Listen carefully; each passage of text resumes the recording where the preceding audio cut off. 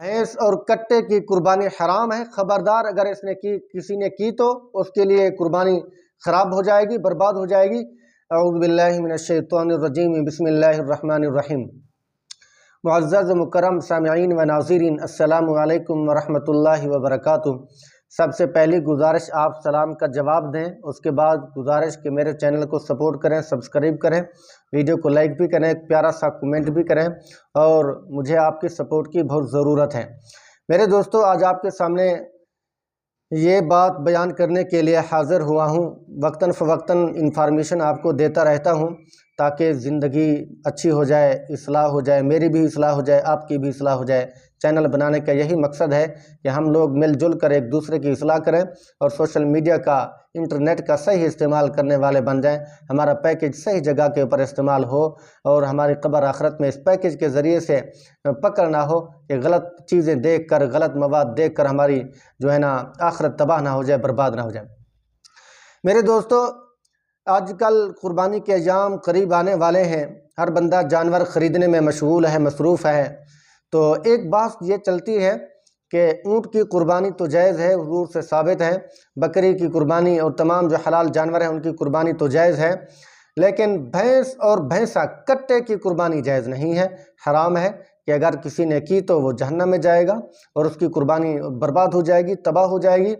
तो वो दलील क्या देते हैं कि हुज़ूर के ज़माने में ये जानवर नहीं पाए जाते थे, अब जानवर ये आए हैं इसलिए इनकी कुर्बानी तो हलाल नहीं है, इनके लिए ये कुर्बानी करना जायज़ नहीं है। तो ये उसकी गोया के दलील है। हालांकि उसूल को नहीं समझते, बुनियाद को नहीं समझते कि हुज़ूर ने किस बुनियाद पर गाय को हलाल करार दिया, शरीयत ने किस बुनियाद पर बकरी को, दुम्बे को, दुम्बी को और ऊँट, ऊँटनी को हलाल करार दे दिया, और शरीयत ने किस बुनियाद पर घोड़े को, गधे को हराम करार दे दिया। इन उसूलों को, बुनियादों को कोई नहीं जानता, महज फतवे देता है कि हुजूर के ज़माने में ये थे, ये नहीं थे, इसलिए इसकी कुर्बानी जायज़ है और उसकी कुर्बानी नाजायज़ है।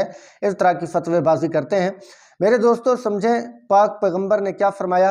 हुजूर फरमाते हैं कि जो जानवर उगल मारता है उसकी कुर्बानी जायज़ है। ठीक है।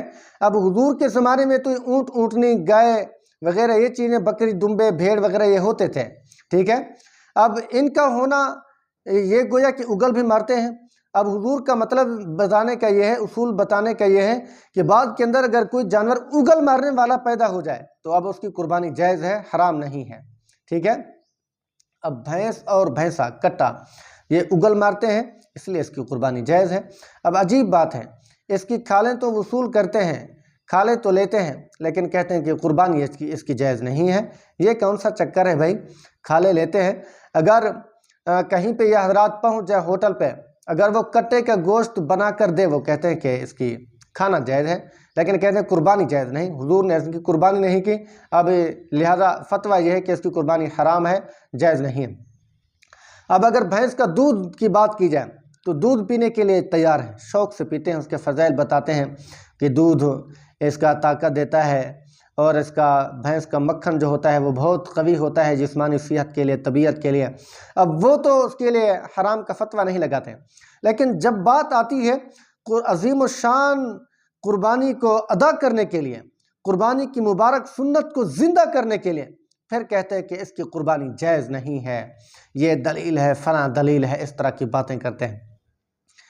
जब कुर्बानी जायज़ नहीं तो उसका गोश्त खाना भी जायज़ नहीं, उसका दूध भी जायज़ नहीं, उसकी खाल का इस्तेमाल करना भी जायज़ नहीं, उसको घर के अंदर रखना भी जायज़ नहीं, जब उसका गोश्त भी हलाल नहीं।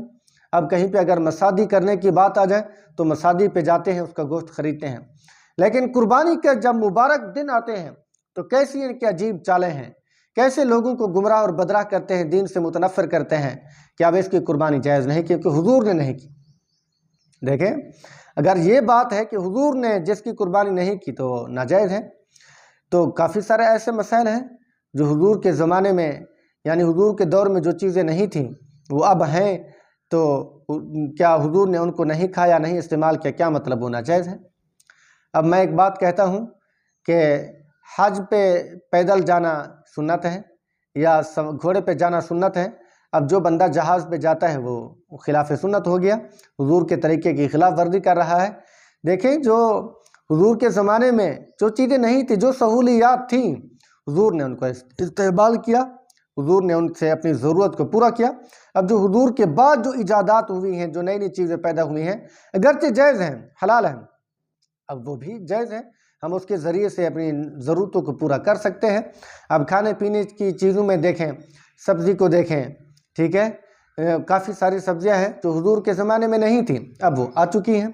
اب کیا مطلب ہے ان کا کھانا حرام ہے؟ نہیں بھائی، اس کا کھانا حلال ہے، ٹھیک ہے۔ فقہ کے اعتبار سے اور حدیث کے اعتبار سے جو ائمہ مجتہدین تھے، انہوں نے ان کے مسائل بیان کیے ہیں، وہ جائز ہیں، حرام نہیں ہیں۔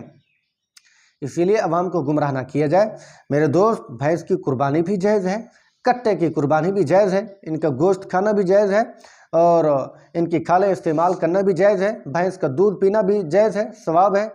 ثواب کا مطلب ہے کہ ضرورت ہے، کوئی حرام نہیں ہے، ٹھیک ہے۔ تو کوئی بندہ اس کشمکش میں نہ رہے، تشویش میں نہ رہے کہ قربانی جائز نہیں، حرام ہو جائے گا۔ جو نہیں کرتے نہ کریں، ان کے مقدر میں نہیں ہے۔ جن کو ان حلال جانوروں میں سے جو بقدر سہولت آسانی سے مل جائے، اس کو استعمال کریں۔ اللہ رب العزت آپ کی قربانی کو 4 چاند لگا دیں گے، قبول فرمائیں۔ تو دعا ہے اللہ رب العزت ہم سب کی قربانی کو قبول فرمائے اور سنت کے مطابق کرنے کی توفیق نصیب فرمائے۔ السلام علیکم ورحمۃ اللہ وبرکاتہ۔